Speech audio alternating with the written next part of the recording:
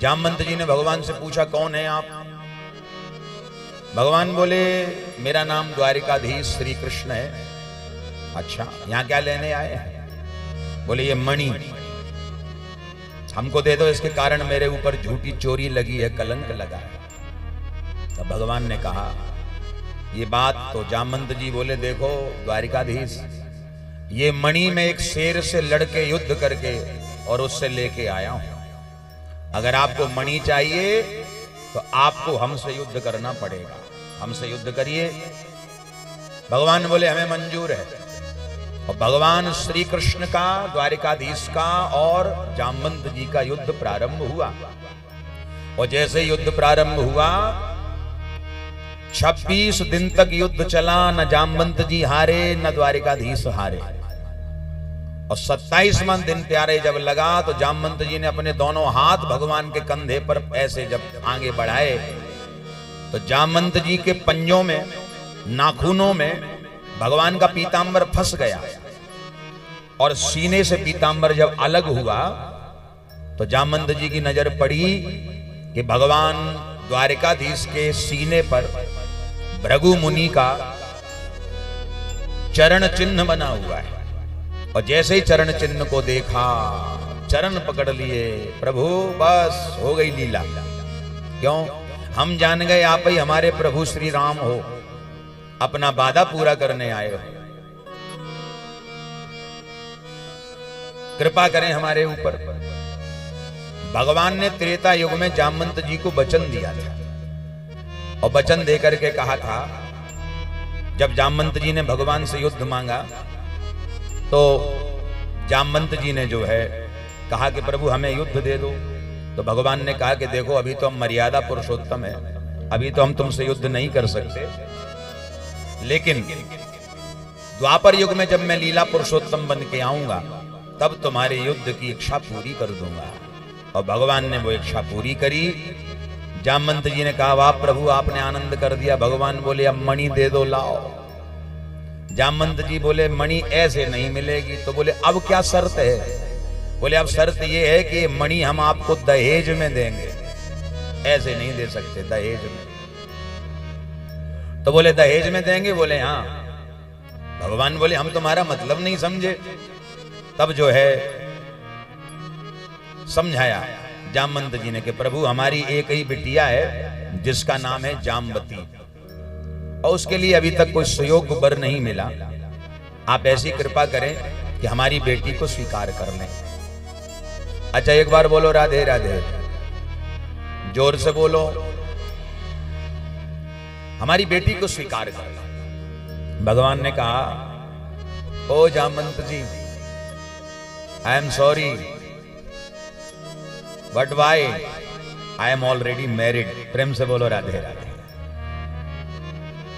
भगवान ने कहा, जामवंत जी सावधान, मैं विवाहित हूं, विवाहित, मेरा विवाह हो चुका है, और दूसरा विवाह मैं करना नहीं चाहता।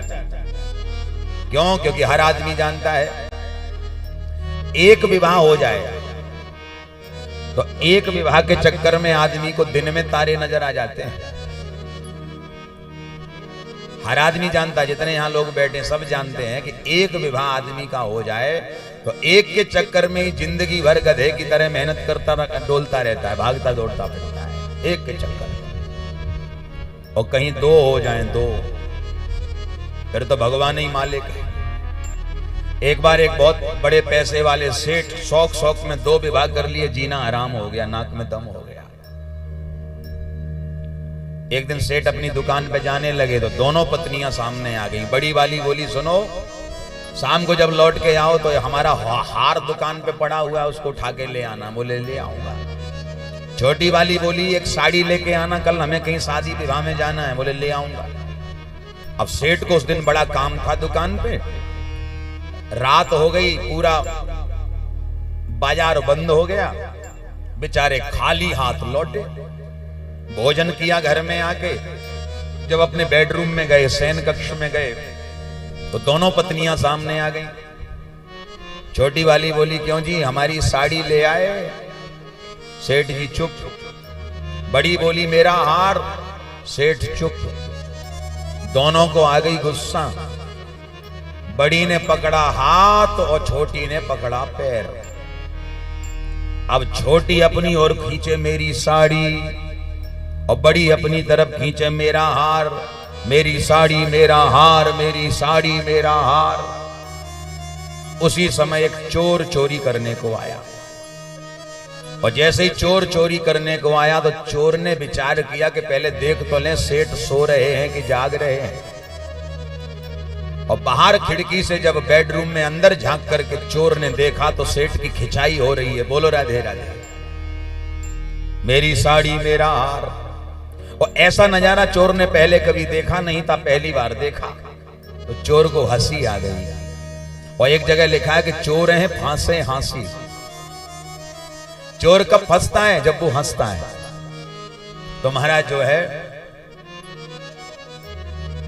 जैसे ही हंसी की आवाज सेठ ने सुनी तो सेठ जान गया कि निश्चित कोई चोर है। नौकरों को आवाज लगाई, नौकरों ने चोरों को पकड़ लिया। चोर को पकड़ के थाने में ले गए। FIR हुई, केस बना और अगले ही दिन कोर्ट में जज साहब के सामने पेश किया गया। जज साहब ने उसको पूछा, क्यों रे, भले आदमियों के घर में तू चोरी करता है, तुझे शर्म नहीं आती?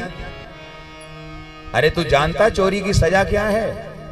चोर हाथ जोड़ के बोला, जज साहब आप हमें जो भी सजा दोगे मंजूर है, पर वो वाली सजा हमें न देना जो रात में सेठ जी को कमरे के अंदर मिल रही थी। बोलो राधे राधे।